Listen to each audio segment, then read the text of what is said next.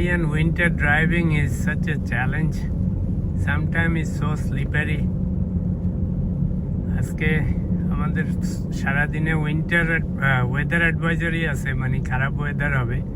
একদিকে ঠান্ডা আর একদিকে স্নো পড়তেছে। এই যে সব মাত্রা শুরু হয়েছে।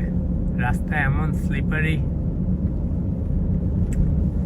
এর মধ্যে কোনো মতে জীবনযাপন। গাড়িতে থাকলে অবশ্য খুব ভালোই লাগে, সুন্দর চারিদিকে সাদা স্নো পড়তেছে, রাস্তা স্লিপারি।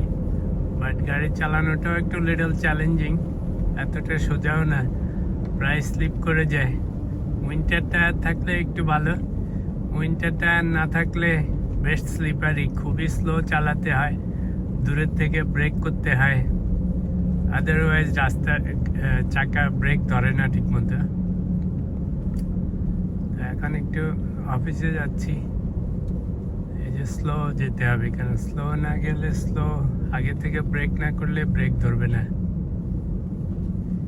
ওভারঅল খুবই সুন্দর, মজাই লাগে, বাট টাফ অলসো, ম্যানেজ করাটা একটু টাফ। যতক্ষণ গাড়ির ভিতরে আর বাসায় থাকা যায় ততক্ষণ মজা, গাড়ির থেকে আর বাসায় বাইরে গেলেই মজা শেষ। এটা হচ্ছে আমাদের উইন্টারের নৈমিত্তিক কারবার। সবচেয়ে বড় প্রবলেম হচ্ছে উইন্টারটা অনেক লম্বা, সেই যে সেপ্টেম্বর অক্টোবর নভেম্বরে শুরু হয় সেটা মে জুন পর্যন্ত চলতে থাকে, এই কারবার চলতেই থাকবে, এর মধ্যেই বসবাস।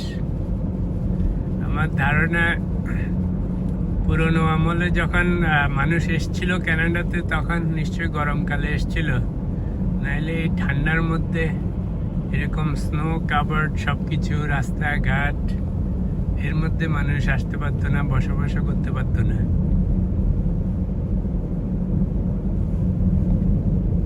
দেখতে সুন্দর, বাট এত মজা না।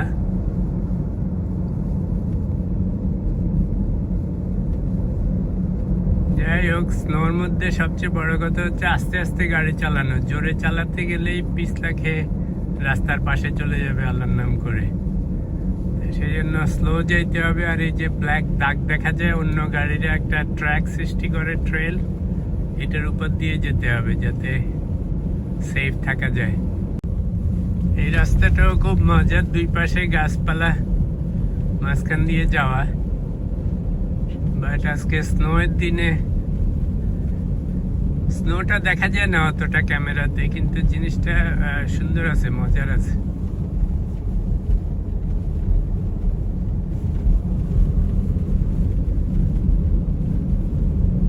বৃষ্টির মতো পড়তেই থাকে।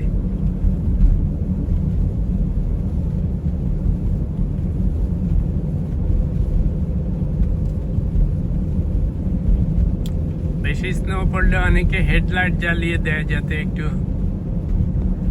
ভিজিবিলিটি কমে যায়, সেই জন্য যে হেডলাইট জ্বালিয়ে আসতেছে একটা কার।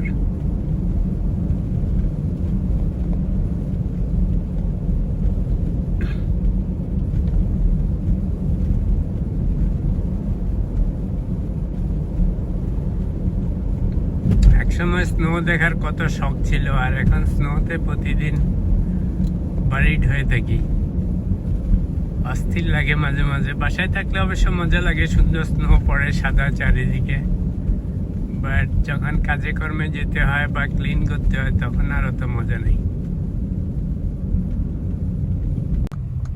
কানাডাকে স্নোয়ের দেশ বললে ভুল হবে না, এখানে শুধু স্নো স্নো সারাক্ষণ। আমাদের অটোয়া মাশাআল্লাহ বিখ্যাত স্নোয়ের জন্য। বছরে 6 মাস 8 মাস ঠান্ডার মধ্যেই থাকতে হয়, আর স্নো পড়তেই থাকে।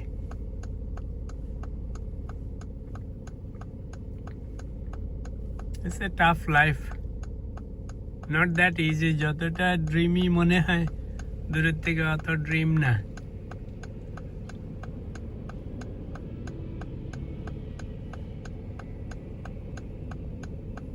শুধু স্নো আর স্নো, সাদা সাদা,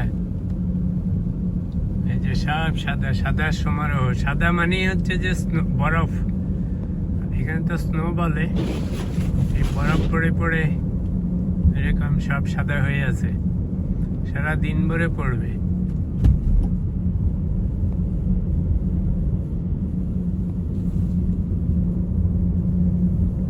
এর মধ্যেই মানুষের জীবনযাত্রা চলতে থাকবে।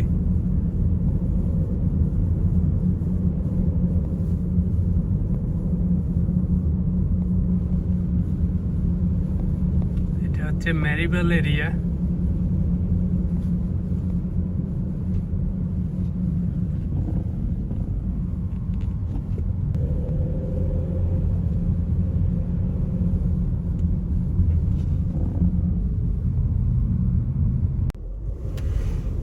কানাডা হচ্ছে বরফের দেশ। এই দেশের মানুষ এই জন্যই সব ঠান্ডা। ঠান্ডা মানে শান্ত মেজাজে, শান্ত না হয়ে তো উপায় নাই, রাইট? এই যে পেঙ্গুইনের মতো দাঁড়ায় আছে, এটা মানুষ মনে হয়? এমন ঠান্ডার মধ্যে মেজাজ গরম হওয়ার উপায় নেই। সেই জন্য ওরা সকাল সকাল খাবে দাবে, ড্রিঙ্ক করবে, তারপরে আল্লাহর নাম করে শুয়ে পড়বে। 7টা-8টার মধ্যে বেডে চলে যায়, 6টার মধ্যে 7টার মধ্যে। চারিদিকে সাদা বরফের সমারোহ, দেখেন কি অবস্থা। ওই যে এর মধ্যেও মানুষ হাঁটতেছে, এই যে একজন হেঁটে হেঁটে অফিস যাচ্ছে মনে হয়। Nice.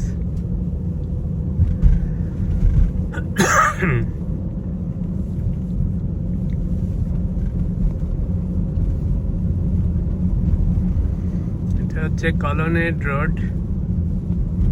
এখানে আমার মেয়ে আসছে আজকে অডিট করতে, কোন ক্লায়েন্টে। আজ কিছুদিন ধরে এখানে একটা ক্লায়েন্টে আসে। হচ্ছে কমিশনার অফিস, যদি নোটারি ফোটারি করতে হয় এখানে আসতে হয়। কলোনেডটা হচ্ছে মোস্টলি অফিস পাড়া। স্নো একটু বাড়তেছে মনে হচ্ছে, ইন্টেন্সিফাই হচ্ছে।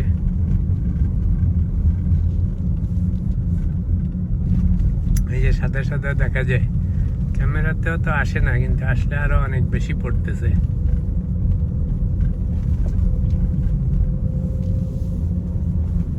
আজকে সারাদিনই স্নো পড়ার কথা, 5-10 centimetre.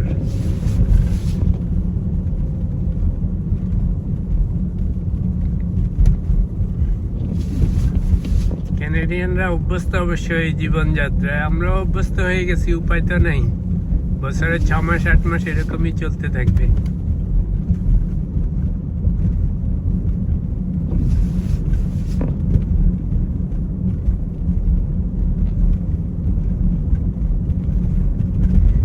Slow driving is the কি। বেশি জোরে ড্রাইভ করলে অ্যাক্সিডেন্ট হবে, তাহলে আর বাড়ি যাওয়া যাবে না।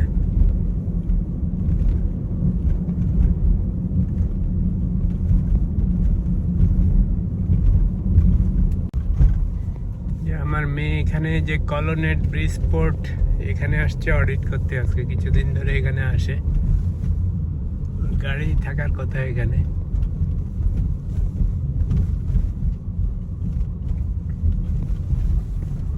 ওই যে ব্ল্যাক গাড়িটা দেখা যাচ্ছে,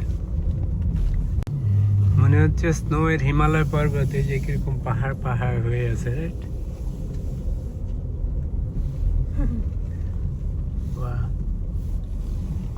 সব সাদা মানে সব স্নো, বরফ।